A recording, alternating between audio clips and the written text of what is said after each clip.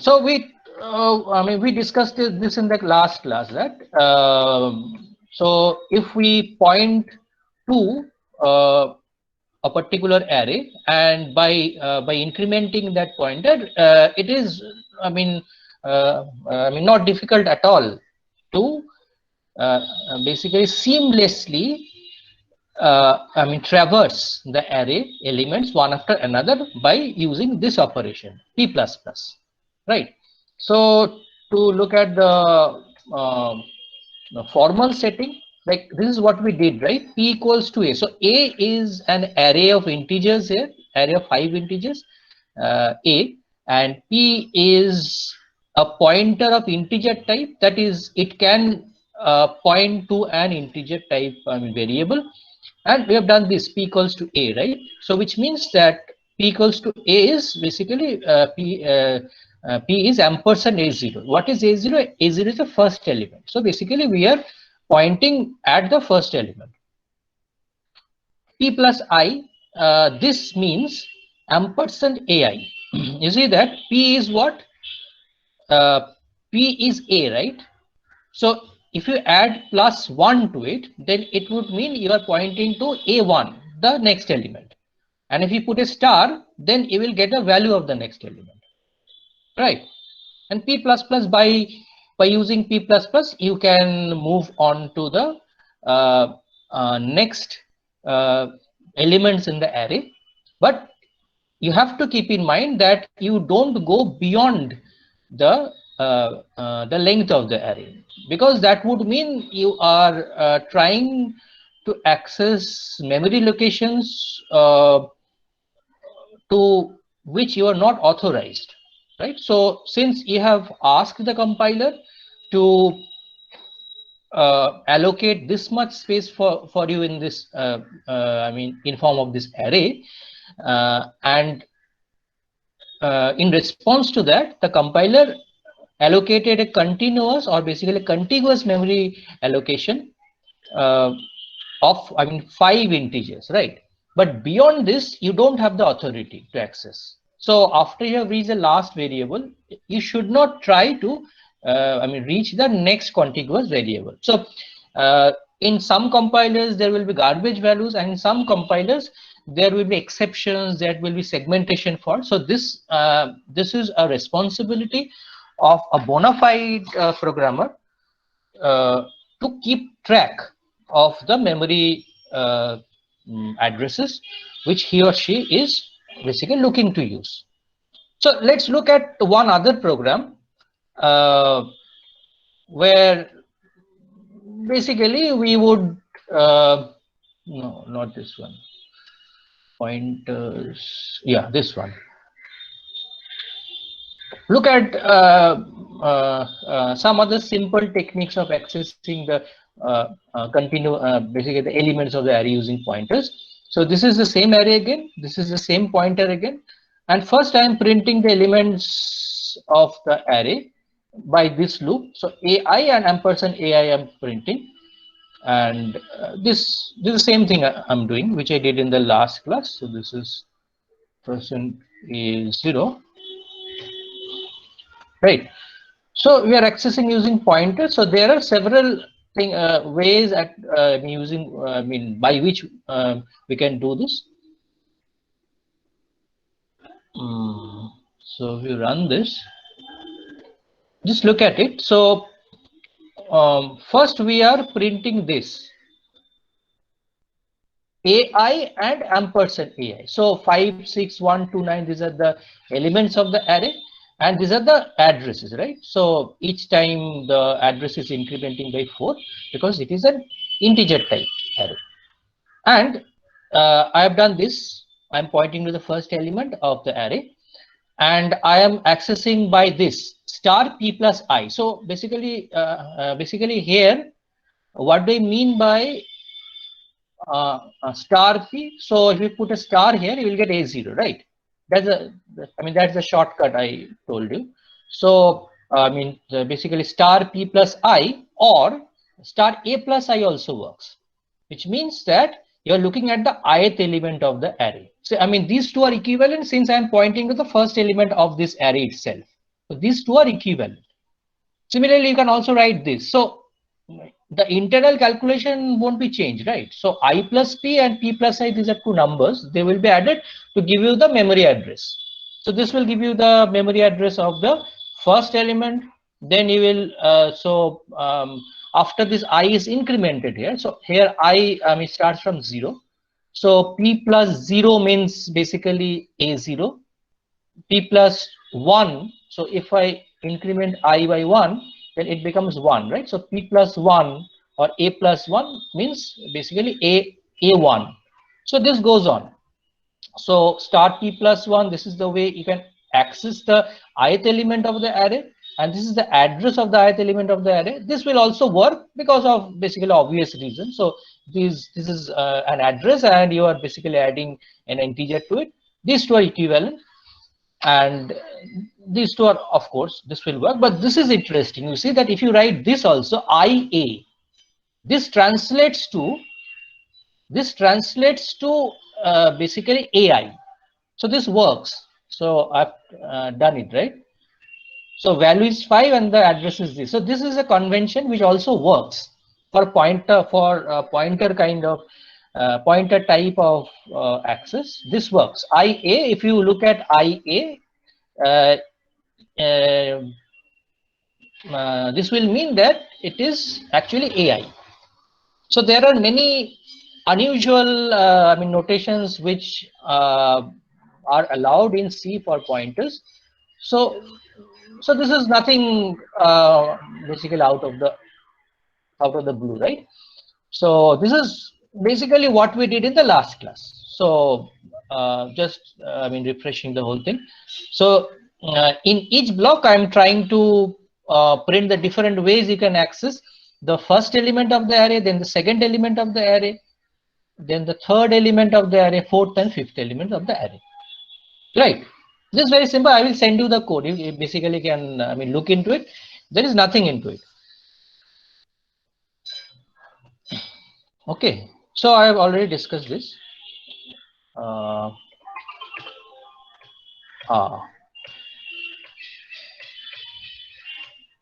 Okay. So there are many valid pointer expressions, but not all of them. Basically, not all of the operations would work. If this is the case, for example, if this is the array and this is the pointer, and we write p equals to a, then p equals to p plus 3 will work, right? Because it is basically adding. So moving on to 3 memory locations of this pointer type. The type to which p is pointing, that is integer. P minus 1 will also work, but provided you are not accessing any invalid memory address. But these things won't work. You cannot add 2 pointers together. You cannot divide. You cannot multiply. You cannot do so. And of course, you cannot do this because 2 is a constant, right? So for constant, memory address is not allocated. So it doesn't have any address. So there are many things which you cannot do using pointers. So okay, if I do this, for example, p equals to p plus 10 is invalid. Say let's write 3. So what is this? Is A0, right? So 0, 1, 2, 3. So let's see. So it prints 2. The first one prints 2 because this is p plus 3, right? 0, 1, 2, 3. So this is printing 2, the first one. And what I have done here, p equals to p minus 1. So it comes back. So p minus 1, it means it goes to the previous memory location. That is 1. That's why it is printing 1. Right. So you can play around with this. So these things won't work. So if you run this, okay, this is invalid. Then if you try to do this, this is also invalid. So you can adding with basically adding a number, basically an integer to an to a pointer is different from adding it to non-pointer type variable, right? So you are basically not adding a value to it, you're asking it to increment by the size of the type to which it points. So it is not so if you take an integer, say a equals to 5, and if you add 1 to it, it will become 6, right? But in case of pointer, since it is an address, the increment, as I showed you in the example in the last class, right? So it is, so if it is of integer type, then the increment will be 4. If it is of double type, the increment will be 8. I mean, depending upon the size of that particular type of data for that compiler. This also doesn't work, right? I2 doesn't make any sense. So I mean, there is no guarantee that it will look basically point to a valid memory location. This also doesn't know. So it says that L value required as unary ampersand operand. So I mean, ampersand 2 doesn't make any sense to the compiler. So variable, as I mentioned, variable is something for which an address is allocated, right? A memory address is allocated, right? So for a constant, no memory is associated. That's why this doesn't work. All right. So why are we doing all these things? Again, this question is looming large, right? Why? So we could have accessed the arrays by the indices or by the name, right? Because I told in the first class that any variable can be accessed by its name alone. Address is not required. So why are we taking the trouble of basically assigning its address to a pointer and then incremented it and all these things? So why take this much of trouble? This is because this will enable us to, I mean, I gave you one justification by this by the swapping example, right? Again, if we if we want to pass an array to a function, user-defined function or whatever function it can be, array is useful. So if you take this example, so I will show you the code maybe. Array function, this one, right? Yeah. So here you see an array and I'm trying to find the maximum element of this array by calling a function. You can write your own function. So how can you do that? One way is by declaring a as a global variable. That is one way, but global variable should not be used. And suppose I do not allow you to use global variables, then naturally you have to pass that array to the function, which is here find max array, right? Now, one thing is very important. While you are passing an array to a function, that you must also specify the length of the array. Because, as I told you before, the compiler doesn't have any idea where the array ends. It has its starting address, right? But unlike a string, which basically ends with a \0, the compiler doesn't reserve any flag or any indication which will allow it to understand where the array ends. So that's why you have to provide the size of the array, where the array ends, that information along with the starting address of the array. So basically what I'm doing here, I'm passing a, which is basically ampersand a0, right? This is equivalent to ampersand a0. So I'm starting, so this is the starting address and this is an integer type. So this information is enough to get, basically get started with this. And we have the size of the array, explicitly passed. So here I'm writing a piece of code where I'm trying to find the maximum element in this array, and I'm returning that value. Okay, so this logic is simple enough, right? So I mean, I'm not explaining the logic to you. I'm just running the code.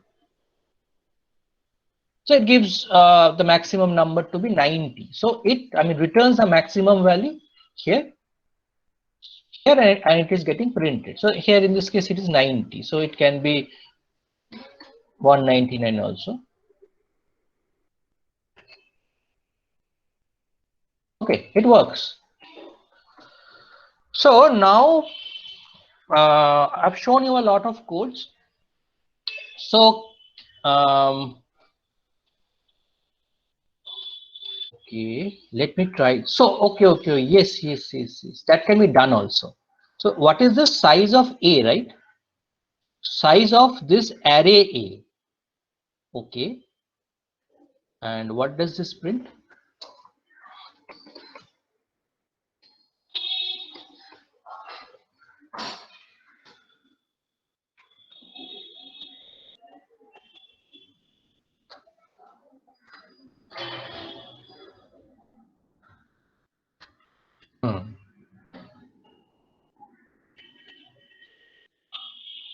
It prints here, it prints 5, right? That's okay. Now I'm passing the starting address. So does it implicitly uh, assume that it is an array, or does it assume that it basically starts at this position? So let's find that out. Yeah, that's a good suggestion. Actually, I thought about it initially, then I later on skipped.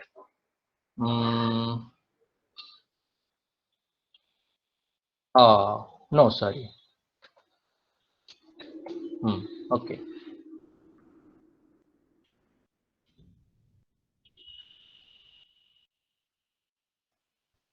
What does it print?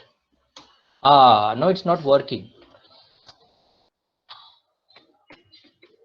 Let's print this. It prints size to be 2. Why? So size of array is basically, here is the size of a pointer, right?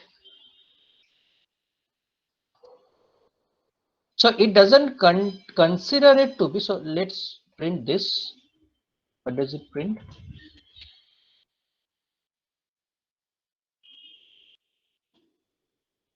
Its size is 8, right? Because okay, so I see. Okay.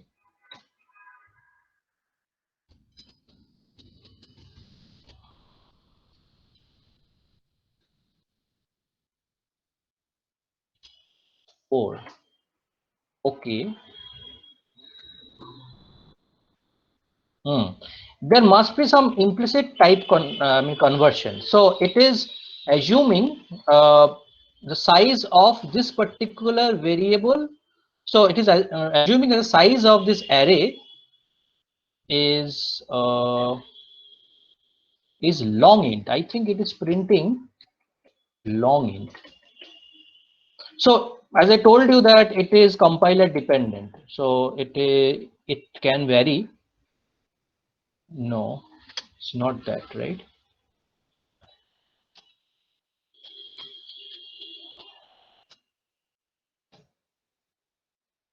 Size of array, okay.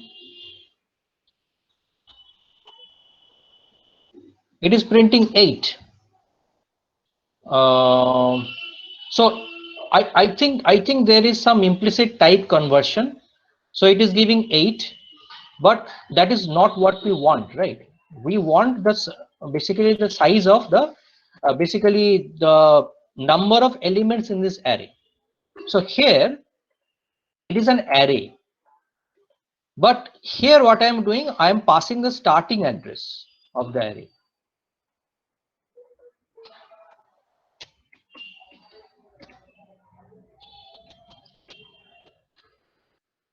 Basically passing the starting address of the array, right? So there lies the discrepancy. So it works here, but it doesn't work here because it considers it to be a pointer, and it is doing some implicit, I mean, type conversions. So it is printing 8, its size this is 8. So it's better to pass the length of the array. Okay. So this is the thing. So can you write a program that passes an array to a function? For example,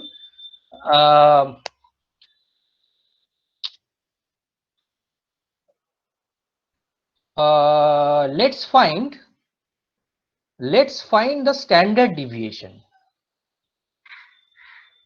Let's find the standard deviation of the elements of the array. So keeping this program open, so I give you 5 minutes to do this. So I told you that we can do a few more problems with recursion after we have done some of the pointers. So let's look at one problem which involves passing the array itself to the function. Okay, so one such problem can be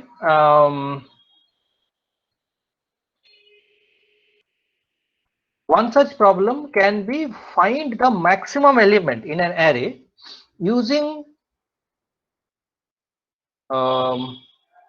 okay, so maybe we can do something similar to what we did here. Okay, we can look to look at a code which will find the sum of the elements in an array using recursion. So it has the assumption that you cannot use, so we're talking about finding the sum of an array using recursion with the assumption that you are not allowed to use global variables. So the array cannot be a global variable, you have to pass it.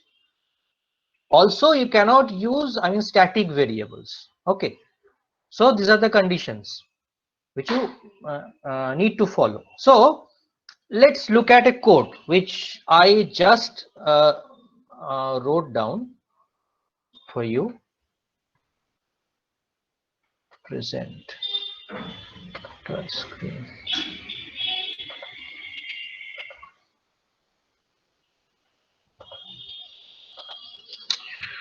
So this is the code which I tried to write. I hope it is correct. You can see my screen, right? Yes, sir. Okay, great. So this is an array. This is an array, and I've written a recursive function. So that is this one. I am passing the array and I am passing the size, because it is a better idea to pass size of an array, right? So I mean, let's assume that we will do it consistently, and we need to find the sum of the elements of the array. So there can be several logics, several ways in which I mean, this can be done. So let's see first if this works or not. So I wrote it a while back. I mean, I wrote it just 15 minutes, I mean, before the class started. So what is the sum? 1, 3, 5, 7. That is 4, 9, and 16, right? So let's see. Function of 9.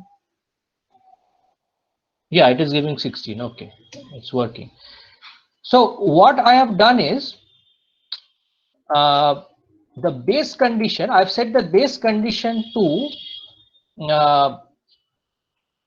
the one where we are left with one element in the array. So what exactly am I doing? I am passing the size of the array. So this is 4 here, and I am passing the sum. So initially the sum is 0, right? So sum comes in as a variable, so that comes in as 0. So if the size is 1, so I mean, let's get to this thing, I mean, later on. Let's see what happens initially. So initially the size is 4, right? So the size is not 1. Here what we do, so this is the same sum variable, right, which is passed. So I'm adding sum to a size -1. So that is the last element of the array. Okay. So this I am printing, and I am passing. So I am calling this function basically recursively by passing this a and the sum, which is basically the current sum, the sum of the last element of the array. I mean last element of the original array. Then I'm calling the the recursive function recsum, which is this one itself, with one less size. Okay, so what this means that next time it gets called with size 3. So it comes here and size -1. So basically the second last element gets added to sum, and then it is so this sum is getting passed to this function again with one less size. So a time will come when the size will be 1. So we will be left with the last element of the array, basically the first element of the array. So that will be a 0. And this is a base condition. At this point of time, we have got the sum, right? We have got the sum and we are returning it. Where will it return? It will return where it was called. So basically it will, the sum will get, stored to S in the subsequent, returns, and finally it will go out of this loop, and in the final return, this will happen. So this particular return will be effective. So the final sum will come back to this S, and which in turn will be returned to main. I will send you the code. You can basically have a look into it. So let's try to analyze it by printing messages at each call, right? So let's see. Okay, maybe you can print size also.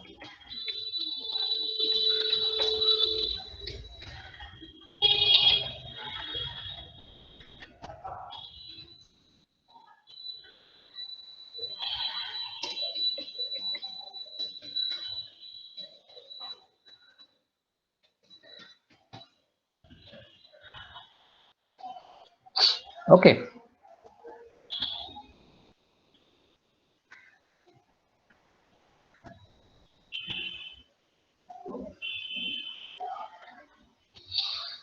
So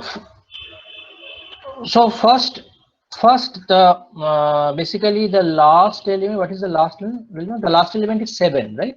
So last element is 7. So when the function is called for the first time, size was how much? 4. So it is coming to this condition, and it is calculating the sum, which is 7, right? So the sum started with 0 and the size was 4, right? Then it is calling this function again. So the control will come to this line again, because size is not equal to 1 yet. So when size was 3, the last element is what? 5. So 5 is getting added to the sum. So 7 plus 5 is 12. That is for size 3.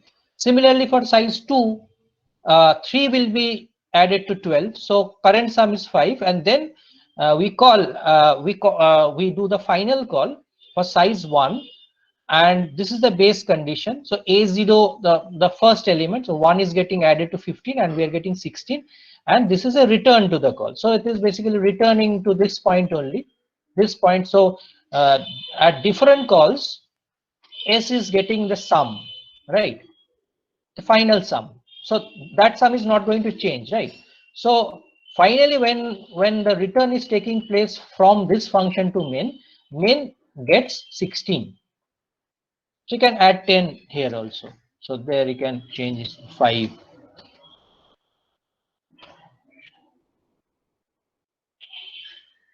So then, so it would start from 5, 5, 4, 3, 2, 1. The sum would be, it will start from 10, then 17, then 22, then 25, and then 26. This is a recursive way of using sum.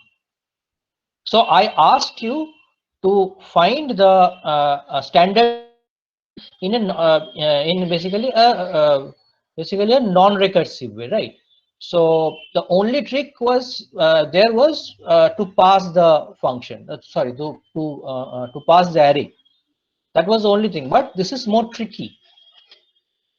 So in the final exam, I will ask you to write a code on, recursion, and it may contain something similar. The global variables and scope. Static variables won't be allowed.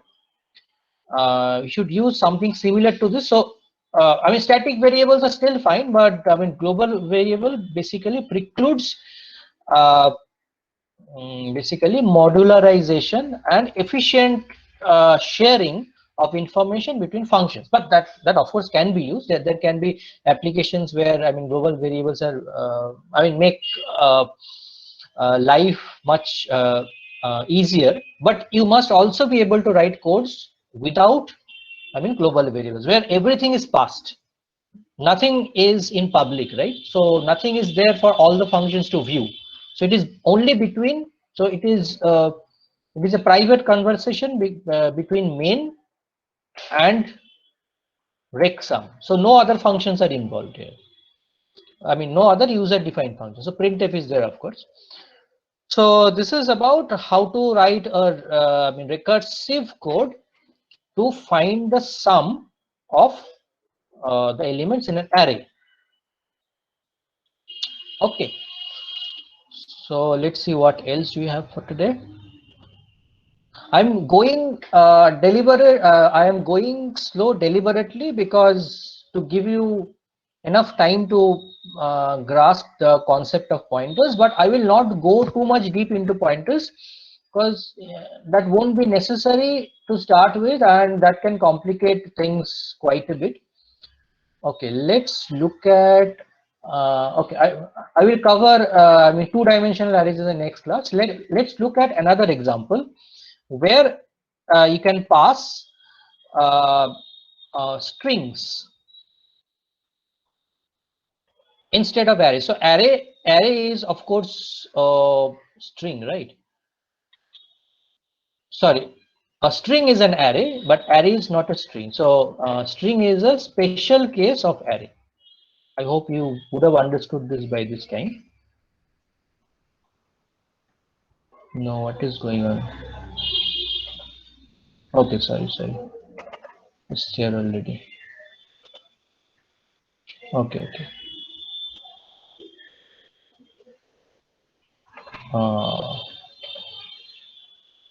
Okay. Oh gosh. Okay, let's not do it via this path.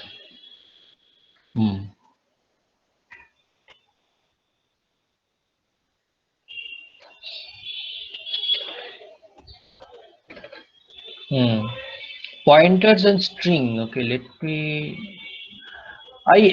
I prefer pre-writing codes because that will save class hours. Where did it go?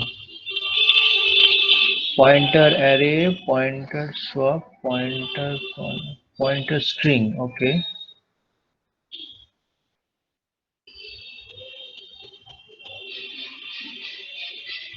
Pointer to function, pointer string. Okay. Let me look into this.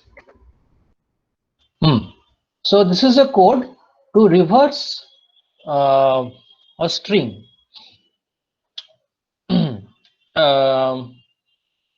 By using pointers. Okay, reversing a string is not a big deal, right? So I'm calling a function here. So there are more complicated versions, but I'm not showing you that. I'm showing you a simple enough version. So here I am passing a string. Do I really need to do this? Yeah, reversed. Okay. Okay, let's do this.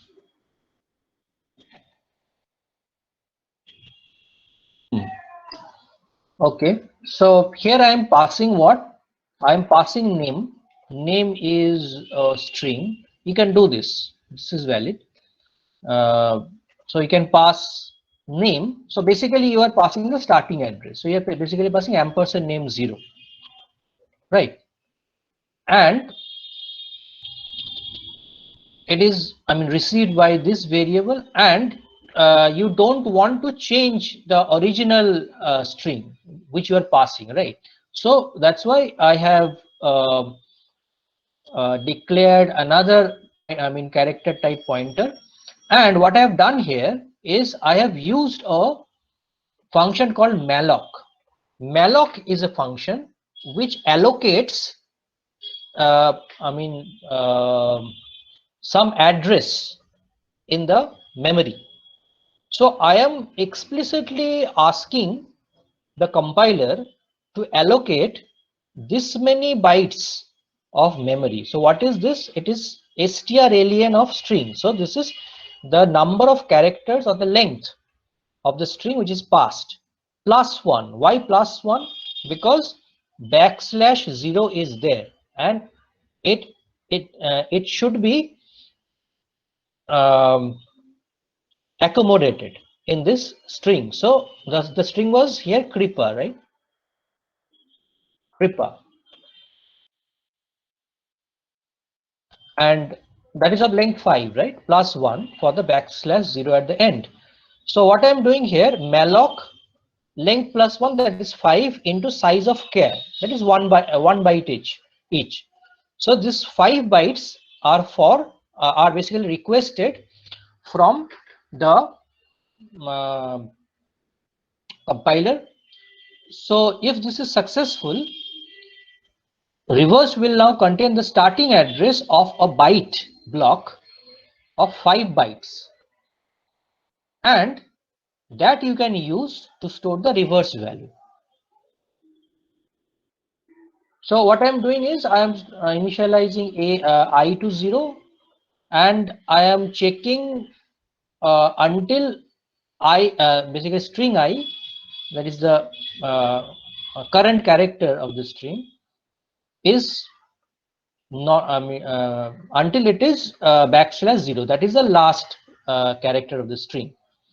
Okay, so you see that \0 is put here by default automatically by the compiler. So it is, so I mean, this logic is simple enough. So I'm putting the first character to the first character of the string to the last position of this particular array, basically this string, I mean, reversed. So, and I'm also putting \0 at the end, and then I'm returning this. So this is getting, returned to this point, and it is getting printed.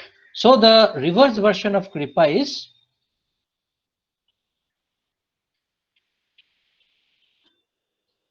this one, right? So KRIPA. So if I put something, for example, something else, so I came across a very interesting word.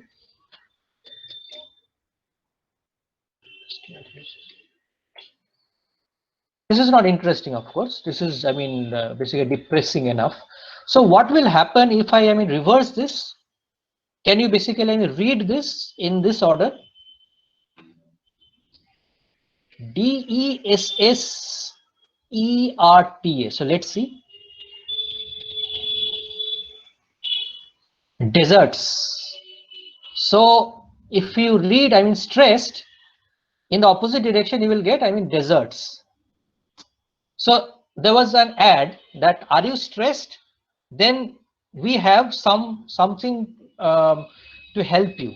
So that is basically an, ice cream ad. So if you are stressed, you can have an ice cream, and ice creams are basically desserts, right? And your stress will go away. So I hope this piece of code is clear to you. I will share this with you.